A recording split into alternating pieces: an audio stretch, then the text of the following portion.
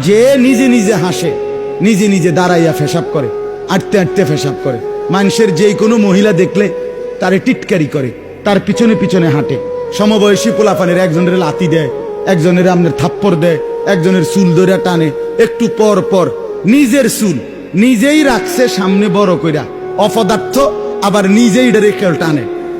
আর এরকম ছাগল আমার মানে মাথাতে ধরে না।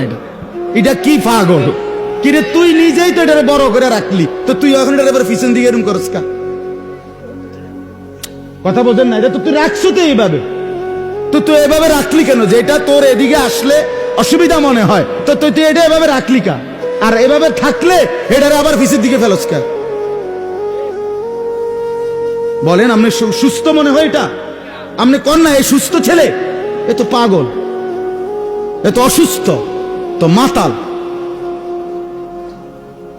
মাতাল, চতুর্দিকে চুল, একটা পুরাটা চুল কাটা, মাঝখান দিয়া পাখির বাসার মতো চুল।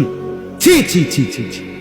একার ন্যূনতম রুচি যদি কারো থাকে, একার সামান্য যে মানে শেষ তারটা রয়েছে অনুমাতা, বাকিটি সিরা গেলে গেছে আর, কিন্তু এটা রয়েছে অনেক একটা তার, এরকম করতে পারেন।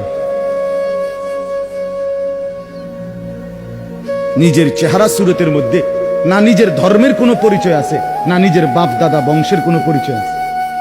কথা বলেন না কেন? এটা কেমন মুসলমান? তার নিজের বংশের পরিচয়ও না। তোমরা বলো বাবা, তোমাদের যাদের চুল এরকম এরকম বাড়া, এদিকে এদিকে এদিকে, তো বলো এটা তোমাদের বংশে এরকম চুল ছিল আগে? তো তুমি তো তোমার বংশের পরিচয় রাখলে না। এটা তোমার ধর্ম ইসলামের মধ্যে এই চুল রাখতে বলছে, তো তুমি তো তোমার ধর্মের পরিচয় রাখলাম। তোমার বাপ দাদা, তোমার বড় আব্বা, তাদের কারো চুল এমন ছিল, তো তুমি কার মতো রাখ? বলো ভাই, কার মতো? ওই হাসো হাসো বাবা হাসো, এই জন্যই তো বলছি অস্বাভাবিক।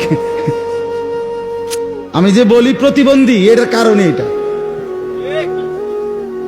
মানে মনে রাখবেন, যেই ছেলে গুনার কথা বলার পরেও তার মুখে হাসি আসে, মনে করবেন এ স্বাভাবিক না। না না, বাস্তব, এই সুস্থ না।